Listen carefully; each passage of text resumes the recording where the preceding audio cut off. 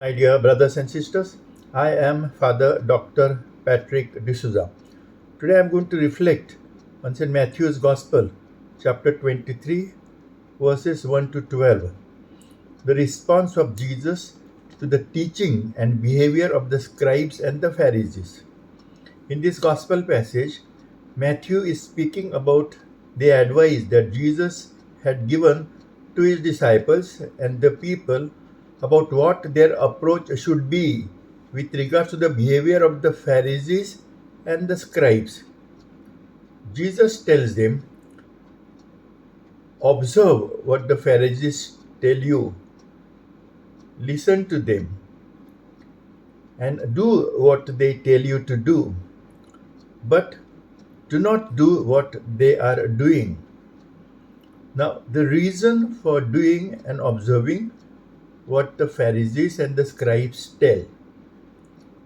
The teachers of the law and the Pharisees sit in Moses' seat, so you must be careful to do everything that they tell you.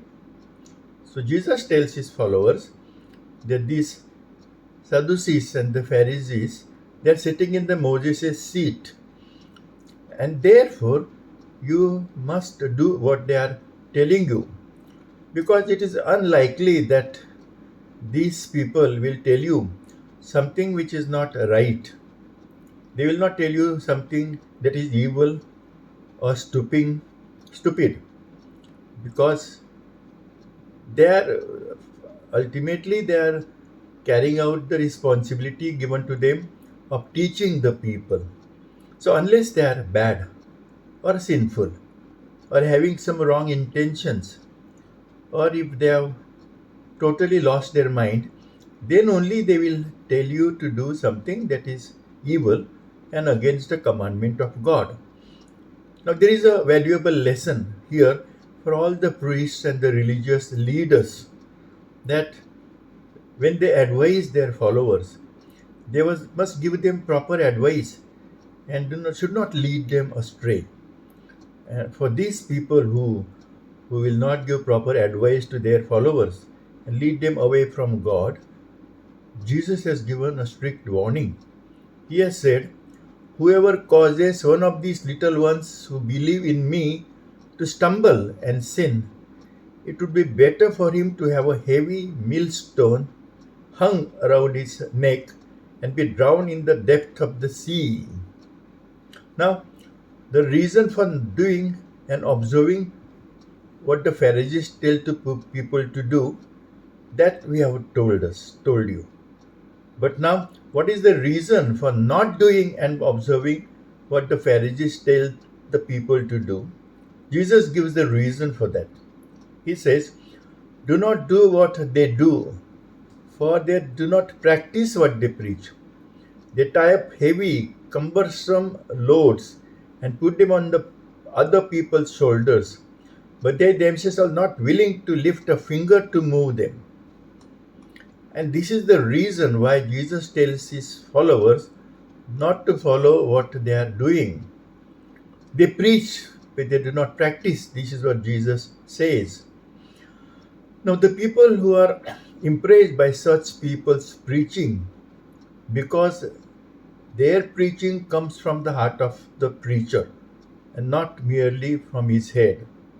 This happens to the preacher who are practicing what they preach. So their advice comes from the heart and touches the chords of their listeners, and a great impact takes place in the life of the listener. And then the listener's life begins to change. But the other people who do not practice what they preach, about their preaching, St. Paul says, or we can say that in the words of St. Paul, their preaching is like resounding gong or a clanging cymbal. That will not have much impact on the listener as that of the person who practices what he preaches. Jesus wants all the preachers to practice what they preach and preach what they practice. Mahatma Gandhi was a great leader and a good example of this. A mother brought her son to Mahatma Gandhi and told him that my son is addicted to sugar. He eats a lot of sugar. So please advise him. Mahatma Gandhi told her to bring the son again after 1 week. So after 1 week, when they came back, Mahatma Gandhi simply told the boy, please do not eat too much sugar. It is not good for your body and your mind. And the mother was upset and she said, but why did you not tell me 1 week before when I brought him to you? Now after 1 week you made me to bring him here and you are simply telling him not to eat sugar. So Mahatma Gandhi told her, when you brought your son here, that time I myself was addicted to eating a lot of sugar. But now in last week's time, I have tried to control and now I have succeeded in controlling to some extent my addiction to sugar. Now, sometimes there is an exception that we need to tell a person or some people about something, that they should not do something or they should do something. But we are ourselves falling short in that. Now, what do we do in this situation? Um, Even if we fall short in certain thing, certain virtue, but when it is needed that we advise other people, we must go ahead and advise because they need the advice. It is not important at this stage to think of my own virtue or my own holiness when the other person needs my advice.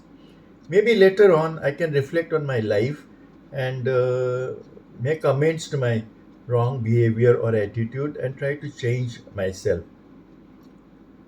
Now, the other thing Jesus tells about these Sadducees and the Pharisees, he says, they tie up heavy burdens, hard to bear, and lay them on people's shoulders, but they themselves are not willing to move them with their finger. Now, they were expecting too much adherence to the law from the people, but they themselves were not ready even to do a little bit of that, what they were expecting from the others. So there is again a lesson for all the religious leaders and the preachers that they must be willing to accept all the hardships that is and sacrifices which are necessary to follow God's commandment first in their life before they could preach to the others. Again, he tells about the Pharisees and the Scribes. They do all their deeds to be seen by others. Now, when we do certain good things, we should do it out of love for God and for the people, not because we want to make a show off or we want people to know that we are doing good things. Jesus tells very clearly, they do all their deeds to be seen by others. And he warns us, be careful not to practice your righteousness in front of others to be seen by them. If you do, you will have no reward from your Father in heaven. Now again, he is speaking about the Pharisees and he's telling us that in fact, he is telling us, the greatest among you shall be your servant. Whoever exalts himself will be humbled, and whoever humbles himself will be exalted. Now, why is he saying that? He is telling that because the Pharisees were exactly opposite to them. They were not humble. They were trying to get praise and honor from the people. They were not what Jesus is speaking here about. That is the servant leadership. They were not at all following the model of the servant leadership which Jesus himself has given us. Now, a servant leader is one who loves and cares for his followers. He dedicates his life for the betterment of his people and not to enhance his reputation or to get some material benefit. Now, Jesus warns the religious leaders that if they try to exalt themselves in front of the people, then they will be humbled. Now, What Jesus is telling the Sadducees and the Pharisees is applicable not only to the religious leaders and the preachers, but it is very much applicable to all of us, to all the people, because all of us are also leaders in our own field and wherever we are. For example, the parents are the leaders of the children, the teachers are the leaders of the students, the political leaders are the leaders of those who follow them. The captain is the leader of the players. The doctors is the leader in the hospital. The people holding important portfolios in the corporate world, in the factories and companies and workshops, they are leaders of the people who are working under them, and so on. Therefore, to practice what we preach to our subordinates or to the people under our authority is our duty and responsibility. So, similarly, we all need to be servant leaders and not to be like those leaders who want to be praised and exalted. Instead of looking for our own benefit and trying to fulfill our selfish ends, we need to have concern for our subordinates and care for them and serve them. My dear brothers and sisters, thank you very much for watching this video carefully and lovingly. Please forward this reflection to all your near and dear ones so that they too may benefit by this. I have my YouTube channel on uh, YouTube. Um, the name of my channel is Father Dr. Patrick D'Souza. On the channel, I have been sending psycho-spiritual themes videos. So these videos will help you and your near and dear ones. So please forward them to others and please subscribe to my channel. I pray that Lord may bless you abundantly and keep you happy, healthy, and holy. Thank you very much.